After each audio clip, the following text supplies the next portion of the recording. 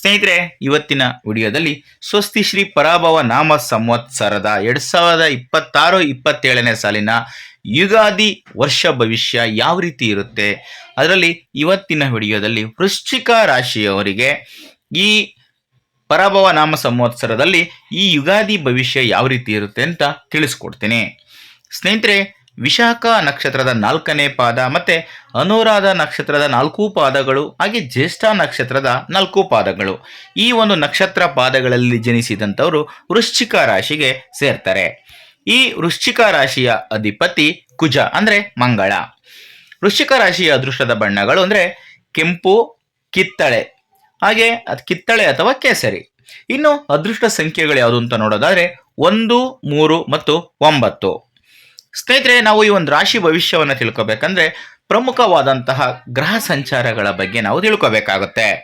ಈಗ ಅದನ್ನು ಕೂಡ ನಾನು ನಿಮಗೆ ತಿಳಿಸ್ಕೊಡ್ತೀನಿ. ಅದಕ್ಕೂ ಮೊದಲು ನೀವೇನಾದರೂ ಇನ್ನೂ ನಮ್ಮ ಚಾನಲ್ಗೆ ಹೊಸಬ್ರಾಗಿದ್ದರೆ ದಯವಿಟ್ಟು ಈ ಕೂಡಲೇ ಸಬ್ಸ್ಕ್ರೈಬ್ ಮಾಡ್ಕೊಳ್ಳಿ. ಹಾಗೆ ಈ ವಿಡಿಯೋನು ಕೂಡ ಎಲ್ಲೂ ಸ್ಕಿಪ್ ಮಾಡದೆ ಕೊನೆವರೆಗೂ ನೋಡಿ. ವೃಶ್ಚಿಕ ರಾಶಿಯವರಿಗೆ ಈ ಪರಾಭವ ನಾಮ ಸಂವತ್ಸರದ ವರ್ಷದಲ್ಲಿ ಗ್ರಹಗಳ ಚಲನೆಗಳು ಮಿಶ್ರ ಫಲಿತಾಂಶಗಳೊಂದಿಗೆ ಪ್ರಾರಂಭವಾಗ್ತವೆ, ಆದರೆ ಅಸಾಧಾರಣವಾಗಿ ಉತ್ತಮವಾಗಿ ಕೊನೆಗೊಳ್ತವೆ. ಅದು ಹೇಗೆ ಅಂತ ನೋಡ್ತಾ ಹೋಗೋಣ. ಮೊದಲನೇದಾಗಿ ಶನಿ. ವರ್ಷ ಪೂರ್ತಿ ಶನಿಯು ನಿಮ್ಮ 5ನೇ ಮನೆಯಾದಂತಹ ಮೀನ ರಾಶಿಯಲ್ಲಿ ಪೂರ್ವ ಪುಣ್ಯ ಸ್ಥಾನದಲ್ಲಿ ಸಂಚಾರವನ್ನ ಮಾಡ್ತಾ ಇರ್ತಾನೆ. ಈ ಜೋಡಣೆ ಹೆಚ್ಚಾಗಿ ವಿವರಿಸಲಾಗದಂತಹ ಮಾನಸಿಕ ಆತಂಕ ಮತ್ತು ನಿಮ್ಮ ಆಲೋಚನಾ ಪ್ರಕ್ರಿಯೆಗಳಲ್ಲಿ ಸ್ಥಿರತೆಯ ಕೊರತೆಯನ್ನ ಉಂಟು ಮಾಡಬಹುದು. ಪೂರ್ವ ಪುಣ್ಯ ಸ್ಥಾನದಲ್ಲಿ ಸಂಚಾರ ಮಾಡೋದ್ರಿಂದ ನಿಮಗೆ ಈ ಒಂದು ಆತಂಕ ಉಂಟಾಗ್ಬೋದು. ಇನ್ನು ಗುರುವಿನ ಸಂಚಾರ. ವರ್ಷದ ಆರಂಭದಿಂದ ಜೂನ್ 2ರವರೆಗೆ ಗುರು ನಿಮ್ಮ 8ನೇ ಮನೆಯಲ್ಲಿ ಅಷ್ಟಮ ಸ್ಥಾನ, ಅಂದರೆ 8ನೇ ಮನೆಯಲ್ಲಿದ್ದಾಗ ಅದನ್ನ ಅಷ್ಟಮ ಸ್ಥಾನ ಅಂತ ಹೇಳ್ತೀವಿ, 8ನೇ ಮನೆಯಲ್ಲಿ ಸಂಚಾರವನ್ನು ಮಾಡ್ತಾನೆ. ಇದು ಸ್ವಲ್ಪ ಸವಾಲಿನ ಸಮಯವಾಗಿರುತ್ತೆ.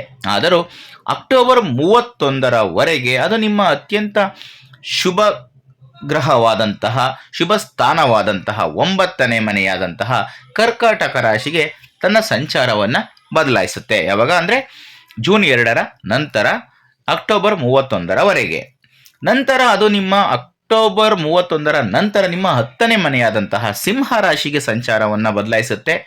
ಇನ್ನು ಜನವರಿ 2027 25ನೇ ತಾರೀಕು ಅಲ್ಲಿವರು 25ನೇ ತಾರೀಕು ನಿಮ್ಮ 9ನೇ ಮನೆಗೆ ಮತ್ತೆ ಹಿಮ್ಮುಖವಾಗಿ ಸಂಚಾರವನ್ನ ಮಾಡುತ್ತೆ. ಅಂದ್ರೆ ಕರ್ಕಾಟಕ ರಾಶಿಗೆ ಮತ್ತೆ ಹಿಮ್ಮುಖ ಸಂಚಾರವನ್ನ ಮಾಡುತ್ತೆ. ಅವಾಗ ನವಮ ಗುರು ಅಂತ ಕರಿತೀವಿ 9ನೇ ಮನೆಯಲ್ಲಿ ಇದ್ದಾಗ.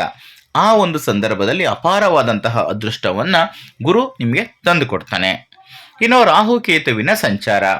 ಪ್ರಸ್ತುತ ನಿಮ್ಮ 4ನೇ ಮನೆಯಲ್ಲಿರುವಂತಹ ರಾಹು ಮತ್ತು 10ನೇ ಮನೆಯಲ್ಲಿರುವಂತಹ ಕೇತು ಡಿಸೆಂಬರ್ 6ರಂದು ಪರಿವರ್ತನೆಗೊಳ್ತಾರೆ. ಅಂದರೆ ಅವರು ಕ್ರಮವಾಗಿ ರಾಹು ನಿಮ್ಮ 3ನೇ ಮನೆಯಾದಂತಹ ಮಕರ ರಾಶಿಗೆ, ಹಾಗೆ ಕೇತು ನಿಮ್ಮ 9ನೇ ಮನೆಯಾದಂತಹ ಕರ್ಕಾಟಕ ರಾಶಿಗೆ ಸ್ಥಳಾಂತರಗೊಳ್ತಾರೆ. ಡಿಸೆಂಬರ್ ನಂತರ 3ನೇ ಮನೆಯಲ್ಲಿ ರಾಹುವಿನ ಸಂಚಾರ ನಿಮಗೆ ಅಪಾರವಾದಂತಹ ಧೈರ್ಯ ಮತ್ತು ವಿಜಯವನ್ನು ತಂದುಕೊಡುತ್ತೆ. ಈಗ ವೃತ್ತಿ ಮತ್ತು ವ್ಯವಹಾರ ಯಾವ ರೀತಿ ಇದೆ ಅಂತ ನೋಡ್ತಾ ಹೋಗೋಣ. ವೃತ್ತಿಪರವಾಗಿ ಈ ವರ್ಷ ನಿಮಗೆ ಒಂದು ದೊಡ್ಡ ತಿರುವು ಸಿಗುತ್ತೆ.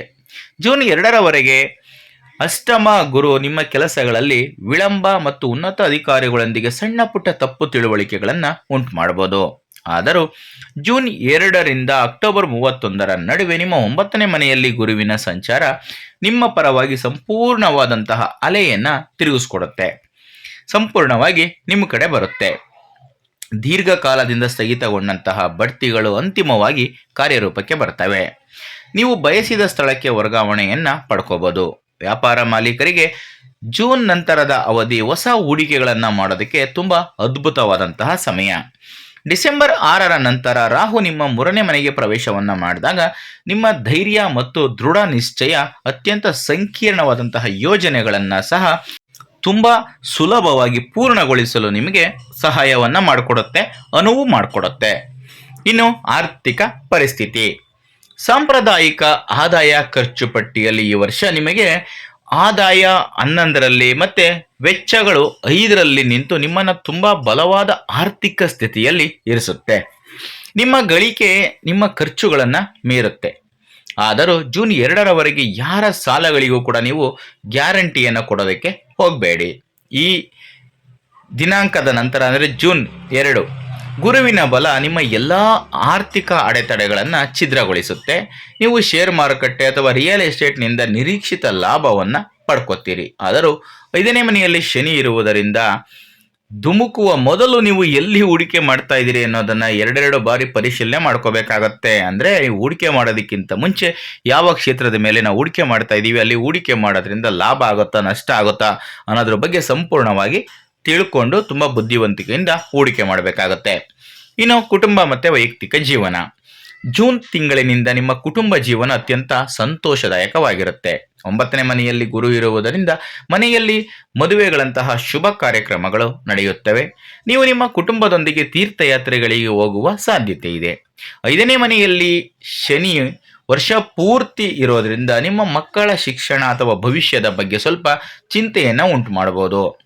ಗರ್ಭಿಣಿಯರು ತಮ್ಮ ಆರೋಗ್ಯ ಮತ್ತು ಪ್ರಯಾಣದ ಬಗ್ಗೆ ವಿಶೇಷವಾಗಿ ಜಾಗರೂಕತೆಯಿಂದ ಇರಬೇಕು. ಡಿಸೆಂಬರ್ 6ರವರೆಗೆ ರಾಹು 4ನೇ ಮನೆಯಲ್ಲಿರುವುದರಿಂದ ನಿಮ್ಮ ತಾಯಿಯ ಆರೋಗ್ಯದ ಬಗ್ಗೆ ನೀವು ಹೆಚ್ಚಿನ ಗಮನವನ್ನು ಹರಿಸಬೇಕಾಗುತ್ತೆ. ಇನ್ನು ಆರೋಗ್ಯ. ವರ್ಷದ ಆರಂಭವು ಅಷ್ಟಮ ಗುರುವಿನ ಕಾರಣದಿಂದ ಸಣ್ಣ ಪುಟ್ಟ ಕಾಯಿಲೆಗಳು ಮತ್ತು ಆಯಾಸವನ್ನು ತರಬಹುದಾದರೂ ಜೂನ್ 2ರ ನಂತರ ನಿಮ್ಮ ಆರೋಗ್ಯವು ಗಮನಾರ್ಹವಾಗಿ ಸ್ಥಿರಗೊಳ್ಳುತ್ತೆ. ನಿಮ್ಮ ಜನ್ಮ ರಾಶಿಯಲ್ಲಿ ಗುರುವಿನ ದೃಷ್ಟಿಯು ನಿಮ್ಮ ರೋಗ ನಿರೋಧಕ ಶಕ್ತಿಯನ್ನು ಹೆಚ್ಚಾಗುವಂತೆ ಮಾಡುತ್ತೆ. ಡಿಸೆಂಬರ್ 6ರವರೆಗೆ ನೀವು ಸಣ್ಣ ಎದೆನೋವಿಗೆ ಸಂಬಂಧಪಟ್ಟಂತಹ ಸಮಸ್ಯೆ ಅಥವಾ ಗ್ಯಾಸ್ಟ್ರಿಕ್ ಸಮಸ್ಯೆಗಳನ್ನು ಎದುರಿಸಬೇಕಾಗಿ ಬರಬಹುದು. ಸರಿಯಾದಂತಹ ಆಹಾರ ಪದ್ಧತಿಗಳನ್ನು ಕಾಪಾಡಿಕೊಳ್ಳೋದು ಮತ್ತು ಯೋಗಾಭ್ಯಾಸ ಮಾಡೋದ್ರಿಂದ ಇವುಗಳನ್ನು ನಿವಾರಿಸಿಕೊಳ್ಳೋದಕ್ಕೆ ನಿಮಗೆ ಸಹಾಯ ಆಗುತ್ತೆ. ಸ್ನೇಹಿತರೆ, ಈಗ ಕೆಲವೊಂದಷ್ಟು ಜ್ಯೋತಿಷ್ಯ ಪರಿಹಾರಗಳನ್ನು ವೃಶ್ಚಿಕ ರಾಶಿಯವರಿಗೆ ತಿಳಿಸ್ಕೊಡ್ತೀನಿ. ವರ್ಷವು ಆರ್ಥಿಕವಾಗಿ ಮತ್ತು ವೃತ್ತಿಪರವಾಗಿ ಹೆಚ್ಚು ಅನುಕೂಲಕರವಾಗಿದ್ದರೂ 5ನೇ ಮನೆಯಲ್ಲಿ ಮತ್ತು ಆರಂಭಿಕ ಅಷ್ಟಮ ಗುರುವಿನ ಮೇಲೆ ಶನಿಯ ನಕಾರಾತ್ಮಕ ಪರಿಣಾಮಗಳನ್ನು ಎದುರಿಸಲು ಈ ಕೆಳಗಿನ ಪರಿಹಾರಗಳನ್ನು ನಿಯಮಿತವಾಗಿ ನೀವು ಫಾಲೋ ಮಾಡ್ಬೋದು. ಗುರುವನ್ನು ಹೋಲಿಸ್ಕೊಳ್ಳೋದಕ್ಕೆ ಜೂನ್ 2ರವರೆಗೆ ಅಷ್ಟಮ ಗುರುವಿನ ಪ್ರಭಾವವನ್ನು ಕಡಿಮೆ ಮಾಡಲು ಪ್ರತಿ ಗುರುವಾರದಂದು ದಕ್ಷಿಣಾಮೂರ್ತಿ ಅಥವಾ ಸಾಯಿಬಾಬಾ ದೇವಸ್ಥಾನಕ್ಕೆ ಭೇಟಿಯನ್ನು ನೀಡಿ ದೀಪವನ್ನು ಬೆಳಗಿಸಿ ಮತ್ತು ಹಳದಿ ಬಣ್ಣದ ಬಟ್ಟೆಗಳನ್ನು ದಾನ ಮಾಡಿ ನಿಮಗೆ ಸಾಧ್ಯವಾದರೆ. ಇನ್ನು ಶನಿದೇವರ ಪೂಜೆ.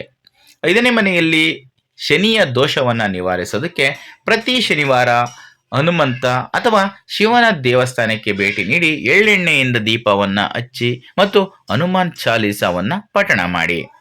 ಇನ್ನು ರಾಹು ಕೇತು. ನಿಮ್ಮ ತಾಯಿಯ ಸಂಬಂಧಿಕರ ಆರೋಗ್ಯವನ್ನು ಕಾಪಾಡಿಕೊಳ್ಳಲು ಮತ್ತು ದೇಶೀಯ ಶಾಂತಿಯನ್ನು ಕಾಪಾಡಿಕೊಳ್ಳಲು ಪ್ರತಿ ಮಂಗಳವಾರದಂದು ದೇಶೀಯ ಶಾಂತಿಯನ್ನು ಅಂದರೆ ನಿಮ್ಮ ಮನಸ್ಥಿತಿಯನ್ನು, ನಿಮ್ಮ ಮನಸ್ಸಿಗೆ ಶಾಂತಿ ಬೇಕಾಗುತ್ತೆ ಅನ್ನೋದನ್ನು ನೀವು ಅದನ್ನು ಕಾಪಾಡ್ಕೋಬೇಕು ಅಂತಂದರೆ ಪ್ರತಿ ಮಂಗಳವಾರದಂದು ದುರ್ಗಾದೇವಿಗೆ ನಿಂಬೆ ಹಣ್ಣಿನ ದೀಪಗಳನ್ನು ಬೆಳಗಿಸಿ. ಇಷ್ಟನ್ನು ಮಾಡೋದ್ರಿಂದ ಸ್ವಲ್ಪ ಮಟ್ಟಿಗೆ ಚೇತರಿಕೆ ಸಿಗುತ್ತೆ, ನೆಮ್ಮದಿ ಸಮಾಧಾನ ಸಿಗುತ್ತೆ. ಸ್ನೇಹಿತರೆ, ಇದಿಷ್ಟು ಇವತ್ತಿನ ವಿಡಿಯೋದಲ್ಲಿನ ಮಾಹಿತಿ. ಈ ಮಾಹಿತಿ ನಿಮಗೆ ಇಷ್ಟ ಆದಲ್ಲಿ ಈ ವಿಡಿಯೋಗೆ ಒಂದು ಲೈಕ್ ಕೊಡಿ, ಹಾಗೆ ಈ ವಿಡಿಯೋನ ಶೇರ್ ಮಾಡೋದನ್ನು ಯಾವುದೇ ಕಾರಣಕ್ಕೂ ಮರಿಬೇಡಿ. ಮುಂದಿನ ವಿಡಿಯೋದಲ್ಲಿ ಮತ್ತೊಂದು ಹೊಸ ವಿಚಾರದೊಂದಿಗೆ ಸಿಗ್ತೀನಿ, ಹೊಸ ರಾಶಿಯ ವಿಷಯದೊಂದಿಗೆ ಸಿಗ್ತೀನಿ. ಎಲ್ರಿಗೂ ಕೂಡ ಒಳ್ಳೆಯದಾಗಲಿ. ಧನ್ಯವಾದಗಳು.